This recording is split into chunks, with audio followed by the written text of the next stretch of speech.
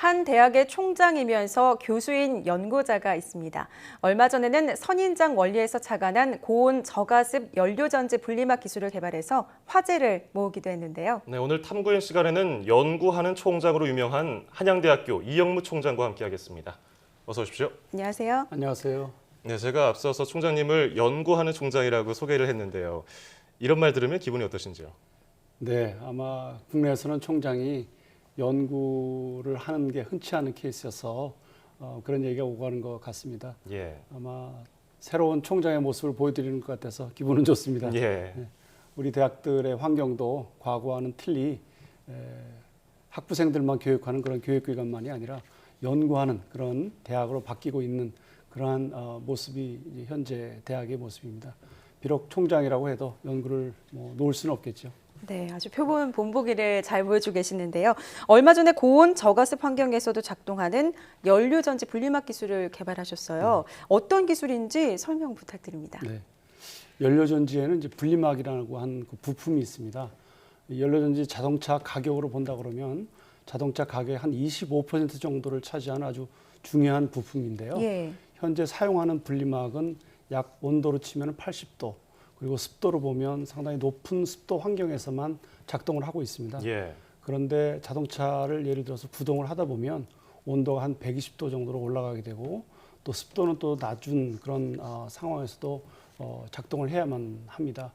그렇게 해서 온도를 80도로 낮추기 위해서는 냉각 장치가 필요하게 됩니다.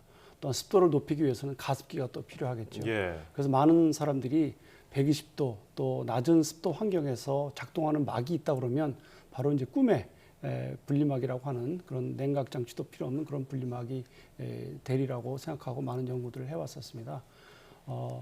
결국은 저희들은 이제 고온 저가습 조건에서 작동할 수 있는 것이 어떤 것인가라는 것을 생각해 보면 사막에 선인장이 살아남는 그런 원리를 착안을 해서 결국 선인장의 표면에 기공이 있어가지고 밤에는 이제 기공이 좀 이제 열리고 그리고 낮에는 기공을 닫아서 습도를 유지하는 그런 것과 같이 저희들 분리막에다가 이제 어떤 코팅을 해서 그런 크랙을 만들어 가지고 나노 밸브라고 하는 그런 것을 만들어서 자기 가습할 수 있는 그런 막을 만들게 이제 된 것입니다. 예.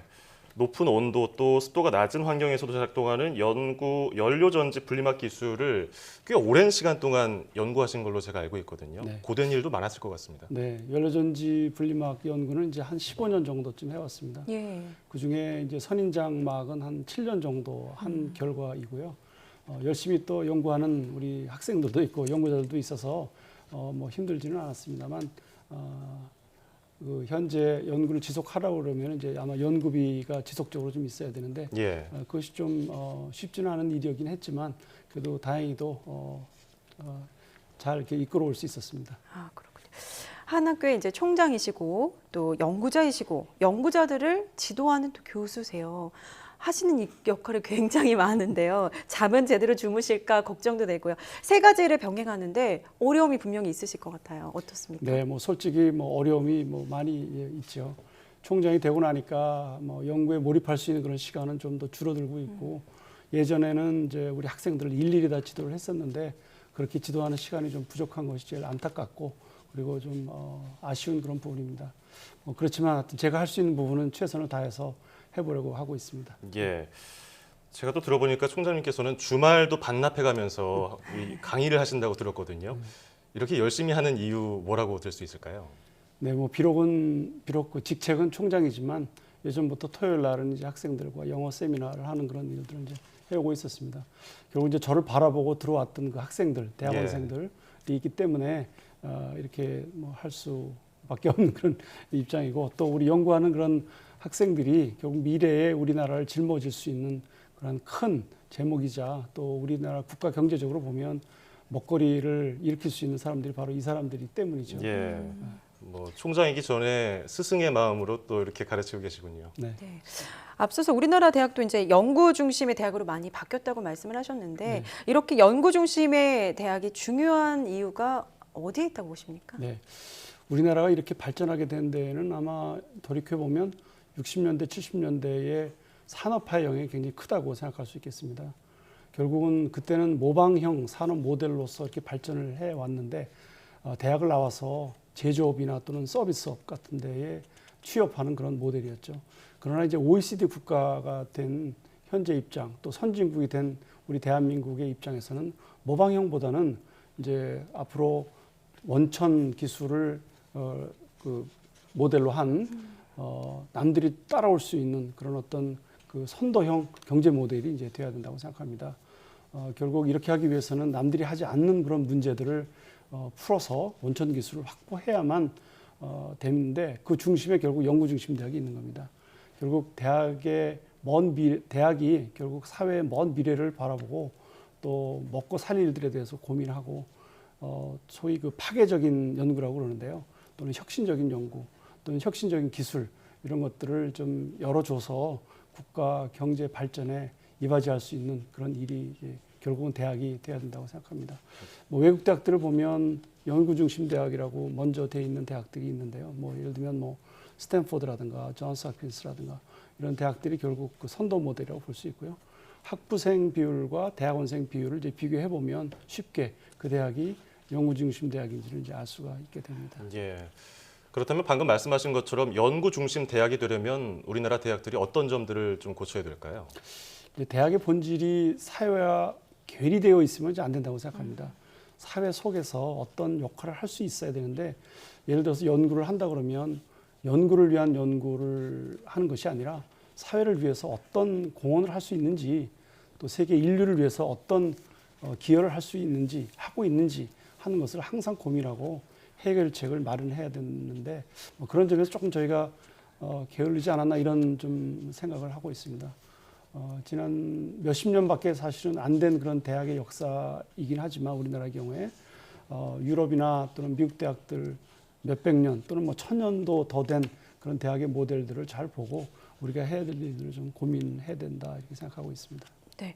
그런데 최근 국방부에서 이공계 병역 특례 폐지 방침을 발표하지 않았습니까? 아무래도 현장에서 직접 학생들의 목소리를 듣기 때문에 더 여러 가지 생각이 많으실 것 같은데 네. 간략하게 좀 정리해 주신다면 어떻습니까?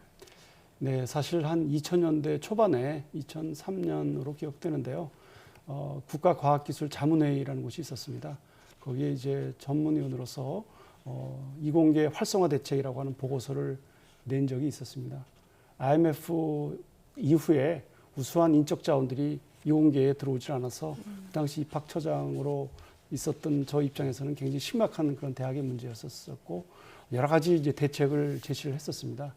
그때 이제 제시한 것 중에 하나가 결국 병역 특례 인원을 좀 더 확대해야 된다라고 제시를 했었습니다. 예. 물론 뭐 YTN 사이언스 지금 현재 하시는 이 방송의 역할도 그때 이제 주문을 사실은 했었습니다. 우수한 이공계 학생들이 병역으로 인해서 경력 단절이 되어가지고 연구에 매진하지 못하고 하는 것이 이제 굉장히 안타까웠고 병역 특례가 그런 점에서는 대단히 매력적인 그런 포인트였습니다. 예. 다만 이제 현 박사 특례 제도가 너무 소위 그 과학기술 특례법에 적용이 되고 있는 카이스트와 같은 그런 이공계 특화 대학들이 있는데 그 대학들에 좀 더 많이 치우쳐져 있습니다. 그래서 뭐 이공계 인력을 연구 중심 대학으로서 배출하고 있는 뭐 서울대학이라든지 또는 우리 주요 사립대학이라든지 이런데 이공계 대학원생들에게는 좀 더 차별적으로 인원이 상대적으로 축소되고 있는 것이 좀 안타깝고요. 이에 대한 대책도 좀 반드시 해결되었으면 하는 그런 바람입니다. 예. 자, 끝으로 총장님께서 꿈꾸는 대학의 모습은 어떤 모습일지 짧게 들어보고 싶네요. 네.